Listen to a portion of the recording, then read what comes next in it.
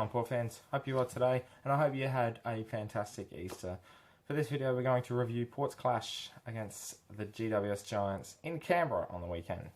So let's look at some of the points that occurred on the weekend. I think what hurt us on Saturday was not having a tool. We just struggled in the ruck, struggled down forward, and whenever Dixon went into the ruck, Trango was off. We had no one down there, and with Westhoff playing up high on the wing, we struggled, and for that we really were hurt on the scoreboard. I mean, you look at our selection, which I think was a big point that occurred throughout the week, and it really hurt us throughout the game. We were there for the first 3 quarters, pushing hard, doing really well, and the last quarter we just blew off, ran out of steam, and that probably came to the midfielders having to do so much work, ground ball, contested possessions, and just running coast to coast because of not having any really sort of target up forward besides Dixon when he was down there. And I think, yeah, having no tool really hurt us, and it should be something that needs to be looked at this week. Obviously, Paddy Ryder comes in, so that's going to help out a lot with Trengove, Dixon, and the Hoff as well. Going back to what we were the first 3 rounds, so having no Paddy Ryder really hurt us on the weekend, and I think having that flexibility is a winning formula for us, and it really hurt us. Really was costly, and it didn't show too much in the first 3 quarters because we were thereabouts the whole time, but that last quarter really stings. And it's not just that too. Having poor coaching decisions come off because of having no tool, and I think Ken lost us this game. The players obviously were on the field. It's no brainer that, it's partly their fault too. But Ken really lost us this game, selection-wise. He had the chance to bring Austin. Austin didn't even play for the Magpies on Thursday night against Norwood. And you bring in Matt White, who hasn't played a lot of senior footy or footy at all, for that matter. I was really hopeful Matt White would really help us throughout the game with his speed and pace, and I was really thinking it was a good decision to bring him in. But over the course of the game, it really showed that he did some things, but they weren't really up to standard of what he usually has done in the past. And for that, having no tool, I mean, look at Jonathan Patton. 6 goals. 6 goals. And you've got the Jonas, who's, I think, 190 centimetres. Cleary's 193. By no means are they tall. Even Jack Compsch isn't tall. He's, I think, 194. But, having him, Cleary and Jonas together, Trengove can pinch hit down there too if there's a really tall player. And it really helps us with how we play and the structures. And if you're having that taken away, you're relying too much on your smalls to move back and forward, and I think we just ran out of steam. And I mean, yeah, we pride ourselves on being fit, but essentially we just couldn't keep up with the pace of the Giants. They had their structures in place. They were just too good in that last quarter. And yeah, we still stood up to what is being given as one of the best teams in the comp. Premiers before March, as stated by many media people. So, but anyway, these are negatives that you can improve. It wasn't so much the gameplay; it was just selection and poor misjudgment of what the game was. Just a quick one as well. Another point: 2 weeks in a row, we've had key moments in the game where we could have taken the opportunity to be in front. We could have put the foot to the throat, and we just didn't take our opportunities. And that has to be looked at this week. We played Carlton on Friday night, which for me, that is you should put it in the book as a win. If we're going to be a good team and right up there in 2017, it's a game that we should win and win comfortably. And if we get pushed and take this game lightly, then I'm starting to reserve judgment of where we could be this year. And especially with the next month, our game, our team, and our fixtures look very good. I think we play Carlton at home, we play Brisbane up there, which we have trouble with. Last year we won by nearly 100 points, so we have to be looking similar result again this year to prove a point again.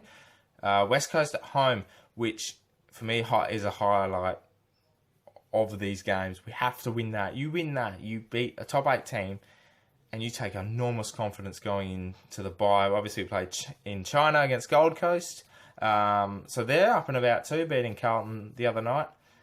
So for that, they're games we should win, but shouldn't be games that we take lightly. And I think we have to win all 4. You go into the bye 6-2. That sets up our season, and we play Geelong after the bye. That is a big game in Skilled Stadium. It's a game we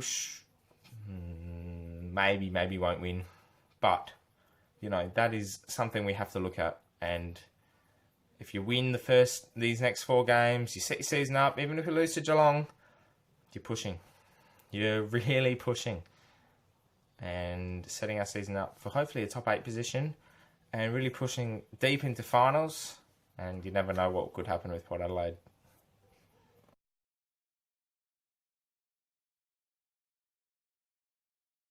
Right, moving on to the things I learnt. And from watching this game, I mean, we were very competitive, but the first thing I learned is we are playing a perfect game plan imperfectly. What I mean by that is, it's a game plan that if you hit every target, you perform perfectly, and it runs like clockwork, then, it's very hard to beat this game plan that Ken's trying to play. And, at the moment, we're getting stages where we're good. Our kicking's improved from last year. Our general play's improved from last year.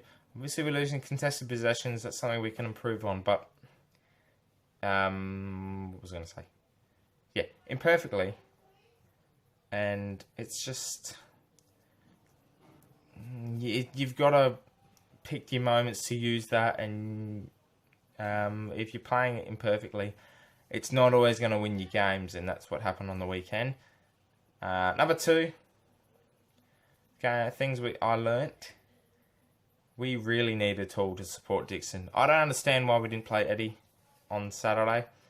It frustrates me that Ken doesn't give Eddie more of an opportunity, and it frustrates me even more that you pick up Dixon, use him, and don't just keep him in the forward line. And 1-on-3 I saw a couple of times, and you can't have that for Dixon. He's too not popular. He's too talented for that. And people beating up on him saying, "Oh, he's no good." Well, for a guy that's brought in as the missing piece, his performance hasn't been that bad. But when you've got that much pressure on you and you haven't got anyone to support you, it's very hard to prove a point to everyone, and people beating up on him, it's put more pressure on him. So you got to really look at that, and we need someone to support him. So with the likes of Deagle Howard and Eddie, who are there ready to go, it's something we need to look at over the next couple of weeks. And another thing I learnt, Travis Boak is a one-man band. That bloke on Saturday night played a fantastic game. I mean, he died late in the game, but he was probably just stuffed from... He was virtually carrying us at parts of the game. So Travis Boak, for me, is just a sensational leader. And I've stated before in other videos that bloke is too good. He's too good. And obviously one of my favourite players too, so yeah. Another thing I learnt, we miss Jack Homsch. And I said before, on the structures, he's just too important. And Paddy Ryder can be thrown in that mix too. If we don't have those two, then we really struggle, and it showed last year. So I think against West Coast, Jack Homsch comes back. Paddy Ryder obviously comes back this week against Carlton. So let's hope it improves and we can move on from this and pick up a great win against Carlton. Otherwise, serious questions we ask, and I will be throwing my hat in the bin. Not really, it cost me too much, but yeah, it's a metaphor.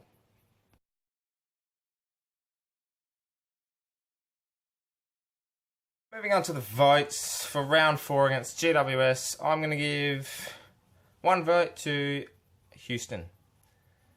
That bloke was sensational on the weekend and one of our better players on the half-back line. Houston just he deserves to be in this. He's a right footer, I'm pretty sure, if I remember. Right footer, you have him on one flank, Pittard on the other, who played a pretty good game on the weekend, considering he returned after one game from a hamstring injury. But Houston on one wing, Pittard on the other, pushing through the midfield. It's be hard to beat. Number 2, obviously moving on to Pittard, was sensational on the weekend from his return from a hamstring injury, and an important part of our team, I must say. Without him, you know, we've been able to spot new players like Houston, but he's a level above, and I think having him back will be a very important part to pushing forward in 2017. And number 3, it's Travis Boak. Captain Courageous, the man who leads from the front, no matter how bad a form he's in, no matter if he's got an injury, no matter what, Travis Boak leads from the front, and is certainly a very, very, very important part of our structure, our team, and Port Adelaide itself. Okay guys, that is a review of Port Adelaide vs GWS for round 4. I hope you enjoyed this video today. Moving on to Carlton next week. Friday night footy, Anzac round, my personal favourite round of 2017 and every other rounds. Get out, support the boys, fill up Adelaide Oval, and let's show our respects to all the soldiers that have been fighting overseas and in the past. Join me on the Port Vs podcast Wednesday night from 8 PM SA time as well. If you follow that, I'll leave a description. Leave a description in the description. Well then, I'll leave a link in the description for you guys to check us out. And what was the other thing I was going to say? Oh, I think that's it. Anyway, hope you guys had a lovely Easter, and we'll see you for another video very soon on my channel. So I'm Anthony, and go the power.